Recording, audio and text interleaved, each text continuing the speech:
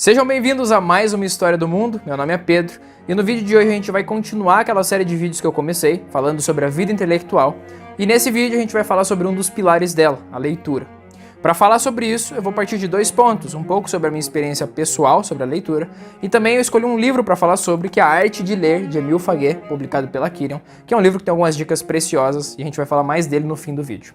Mas, começando por aquilo que eu carrego para mim mesmo na minha vida de leitura, um dos pontos que eu sigo como norteadores para minha leitura, para que ela seja o mais proveitosa possível, é ler com humildade. Apesar da palavra não parecer algo que você enquadraria em leitura, a primeira vez que eu escutei o ler com humildade foi na igreja, na homilia de um pároco, de onde eu vou. E o contexto no qual ele falava sobre esse ler com humildade era sobre alguém que tenta ler a Bíblia, por exemplo, para criticar ou para refutar ela. Mas a gente pode trazer esse mesmo exemplo para outros campos. Muitas pessoas se propõem a fazer a leitura de alguma coisa buscando contradizer, buscar erros e provar que aquilo ali está errado de qualquer maneira. Então o pensamento que ela entra naquela leitura, a partir do momento que ela abre o livro para começar a ler, não é de humildade alguma, mas sim até de prepotência e arrogância. E quando você fazer uma leitura com esse tipo de pensamento, sem ter se preparado e sem antes ter consumido aquele conteúdo primeiro para entender o autor, você perde e acaba não enxergando nada na leitura. Então ler com humildade é, pelo menos naquele momento inicial, o primeiro contato que você tem com a leitura, concordar, entre aspas, com o que o autor está te dizendo ali. Tentar compreender quais são as ideias dele, em vez de procurar o tempo todo criticar ou contradizer ele, sem que você mesmo tenha fundamento para isso. Então outros pensadores já colocaram essa técnica de leitura, entre aspas, de outras maneiras. O Olavo, no curso dos princípios da autoeducação dele, logo no início, ele já fala sobre essa questão. Então o próprio ato de ler com humildade vai te preparar, vai abrir a sua visão naquele momento que você está fazendo a leitura. E a partir do momento que você já tem esse aspecto de ler com humildade, você vai para um outro caminho. Você consegue abrir portas fazendo a leitura, você consegue ter visões de outros aspectos que não necessariamente estão explícitos na página. O Sertilanges fala muito sobre esse procurar portas na leitura. Procurar portas basicamente é realmente tentar achar argumentos naquilo que você está lendo que não estão explícitos ali, mas através da sua leitura e reflexão, através desse pensamento mais humilde, você consegue perceber pontos que vão se abrindo para você, como se fossem visões mesmo. Então essa importância do ler com humildade. E daqui eu quero falar de mais dois pilares que eu considero fundamentais para a leitura, juntando com o da humildade. E o primeiro é a questão da leitura ativa. Mas primeiro eu vou falar o que é a leitura passiva.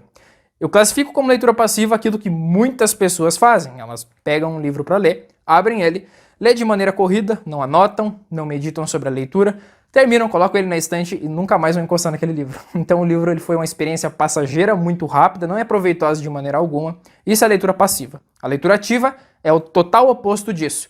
A leitura ativa você conversa com o livro, você anota ele, você rabisca ele, você medita sobre o que você está lendo, você volta a leitura várias vezes quando precisa, e toda a experiência da leitura se torna algo muito marcante, entre aspas, e não passageira como a leitura passiva.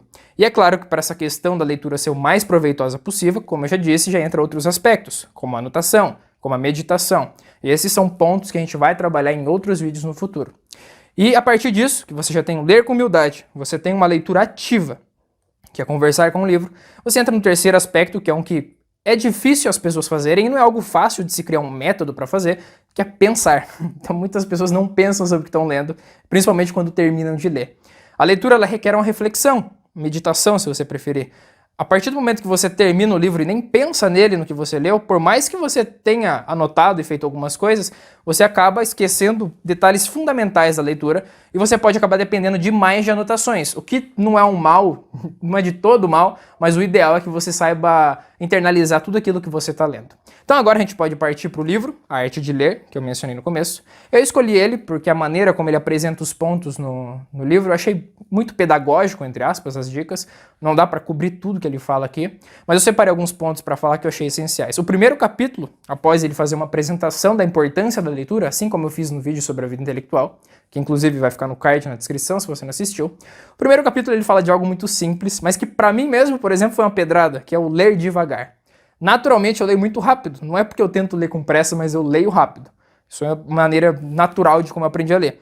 Mas ele fala da importância de se ler devagar pelo fato de que ele considera a leitura uma arte, assim como realmente o é. E ele fala que, ele basicamente propõe que qual arte é feita com pressa? Qual arte você tenta correr para terminar o mais rápido possível? os resultados geralmente não vão ser bons, né? Então ele fala da questão muito simples de ler devagar, de saborear o que você está lendo, de prestar atenção nos detalhes, de aproveitar até o ritmo da leitura, dependendo do que você está lendo. Se você for ler poesia, por exemplo, e ler correndo, você vai assassinar o que o cara escreveu. Ele até diz, um dos comentários que ele faz no livro, de que um livro que pode ser lido rápido não vale nem a pena ser lido. Óbvio que isso não se aplica, mas é algo para se pensar e algo para se aplicar, igual eu mesmo estou tentando me policiar, por exemplo, para ler o mais devagar possível. Aí ele segue falando sobre os vários tipos de leitura, porque não existe só um tema de livros, né? Você tem uma temática muito grande de livros.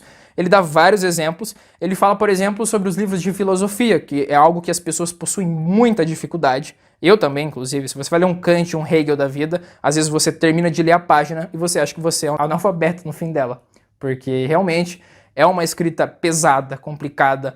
E aí ele começa a dar uma série de dicas de leitura nesse aspecto. E é claro que eu não vou falar aqui que só lendo bem você vai conseguir compreender um livro de filosofia, porque muita filosofia você precisa ter uma bagagem literária anterior para compreender o que o cara está dizendo. Mas falando estritamente da leitura, ele fala basicamente, um dos pontos que eu mais guardei, de manter um diálogo constante com o autor. Então, por mais que seja difícil, você vai fazer aquela aplicação de ler devagar, tentando compreender as minúcias do que o cara está te dizendo e mantendo um diálogo para tentar compreender realmente qual é a ideia, porque basicamente ele coloca como livros de ideias. Livros de filosofia são livros de ideias. Aí ele parte para outros tipos de coisa, como por exemplo a literatura, que é algo que eu achei interessante, que ele não chama de livros de literatura, mas de livros de sentimento.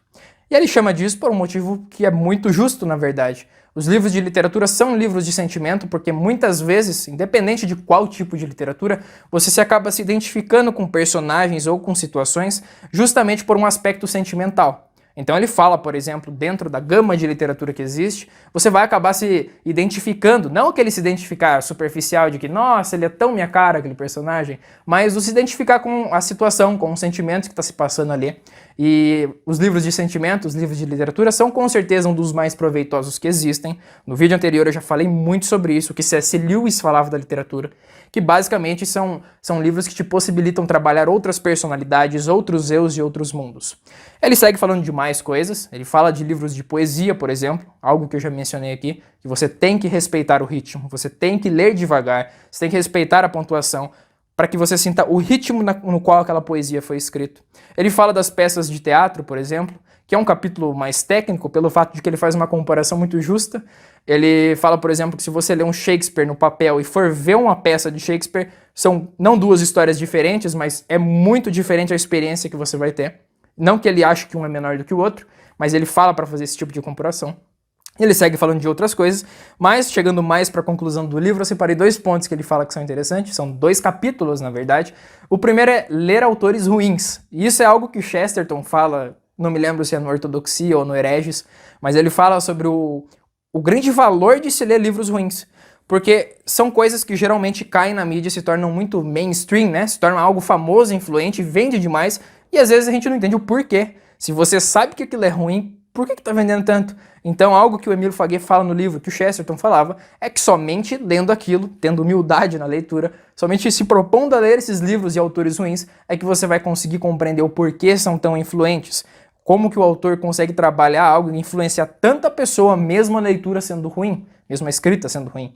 Então, há um grande benefício de se ler livros ruins, porque você consegue separar e segmentar muito bem e compreender como a parte ruim consegue ganhar tanta influência. E por último, algo que ele fala que todo mundo tem que fazer, e quase ninguém se propõe a fazer isso de novo, é o ato de reler. Ler o livro outra vez é uma experiência tão boa como, por exemplo, assistir um filme pela segunda vez. Eu mesmo já assisti Interestelar umas 20 vezes, e cada vez que eu assisti eu percebo algo novo, uma interpretação nova. E isso se aplica à leitura, aos livros, pelo fato de que se eu fizer a leitura de um livro esse ano, uma leitura ativa, uma leitura com humildade, eu fiz tudo que eu devia fazer na leitura. Se eu for ler esse mesmo livro daqui a um ano, daqui a alguns meses até mesmo, a minha percepção e interpretação desse livro pode ser totalmente diferente. Pelo fato de que somos seres humanos, a gente muda, a gente fica mais experiente, mais maturo. E essas experiências vão transformando a gente e a nossa percepção de mundo e a percepção que a gente vai ter da leitura que a gente vai fazer. Então esses são vários pontos que ele trabalha no livro. Eu indico muito a leitura do livro e... Por hoje é só, eu já vou preparar o tema do nosso próximo vídeo, seguindo falando sobre a vida intelectual. Inclusive estamos preparando, já um spoiler aqui, estamos preparando um curso sobre como estudar, basicamente. A gente viu o tamanho da necessidade disso. E espero que vocês tenham gostado do vídeo. Se gostou e aprendeu alguma coisa aqui, deixa o seu like, comenta, se inscreve se ainda não é inscrito para não perder os outros vídeos que saem por aqui.